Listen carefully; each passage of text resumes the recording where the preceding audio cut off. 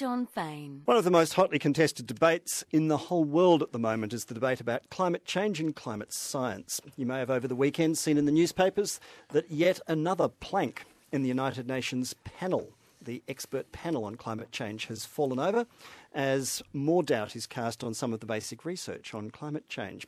Well, is there now sufficient doubt to reopen what is for many people a closed debate? Or have you made your mind up anyway? Who do you believe? Are people who say that climate change isn't happening the zealots, or is it the zealots who say that it is? And where's the balance in all of this? Well, often we've been challenged to conduct debates with climate deniers, and on several occasions we have. And we've conducted each of them, I hope, in an open and fair manner. The ABC from time to time being accused, of course, of bias on this, which sticks, I might say, in my throat somewhat, but that's another story for another day. But touring Australia at the moment on a sponsored tour is Lord Monckton, the third Viscount Monckton of Brenchley, formerly an advisor to Margaret Thatcher, not a climate scientist, a mathematician, but a prominent and articulate sceptic. We've invited him to come to the studio and debate Rupert Posner from the Climate Group. To you both, good morning. Good morning. And thanks very much for coming in. Lord Monckton, first of all, why would it be that the governments of the main industrialised worlds, China, Japan, India, all of the European governments, Australia, the US, wherever you go, these governments and all of their advisors have investigated all of these issues? They can't all, surely, all be wrong. Well, first of all, they don't all take the line you say they do, nor do their advisors, which is why, as we speak, this is the day on which every one of those governments is supposed to have let the UN's climate panel know exactly what reductions they're going to make in emissions over the next 10 years, and so far the vast majority of them have failed even to comply with that obligation that that's they for recently reasons to do signed, with internal politics that they and recently domestic signed issues under the Copenhagen Agreement. Mm-hmm. The reason is that there is now growing doubt about whether one can trust the Intergovernmental Panel on Climate Change. Its chairman is being investigated for criminal offences in the United Kingdom at the moment. Which offences? Offences of filing false accounts in 3 successive years in a charity of which he's a trustee. Which charity? The charity is called Terry Europe Limited. How much is the amounts of money involved? Amounts of money involved are that in each of the 3 years concerned, he and his fellow trustees declared income of less than £10,000. However, for the charity or for themselves? For the charity. Yeah. However, in the year 2007 alone, there is on a government website a government grant to that charity amounting to more than £30,000 just for 1 year. And further investigation has revealed that, in fact, they had income in the hundreds of thousands, possibly in the millions, and that is now being investigated. The charity has accepted that it had indeed filed incorrect accounts. Okay, so he's on a whole lot of boards, and on one of them something's gone perhaps irregular on the accounts. What's that got to do with the fundamentals of the science? It is criminal false accounting at UK law. Now, if you are the chairman of an intergovernmental panel, you ought not also to be a trustee of a charity that has a conflict of interest, gives you a conflict of interest.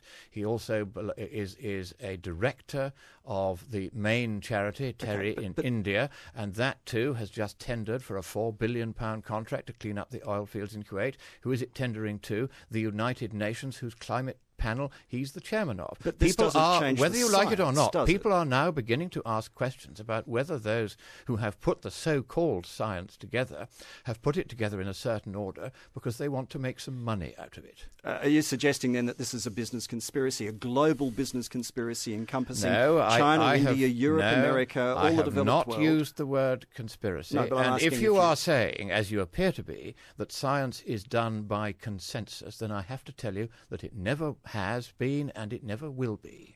No. Science is done by diligent research. Diligent research has established many times over in the peer-reviewed literature that the UN has exaggerated the warming effect of CO2 7-fold.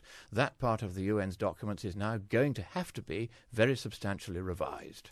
Rupert Posner from the Climate Group, good morning, and thank you for joining us as well. First of all, do you think there's a substantial dent in the credibility then of the science that we've been relying on globally? No, John, I don't think there is. And I find some of the comments that Christopher's made is kind of a little bit remarkable.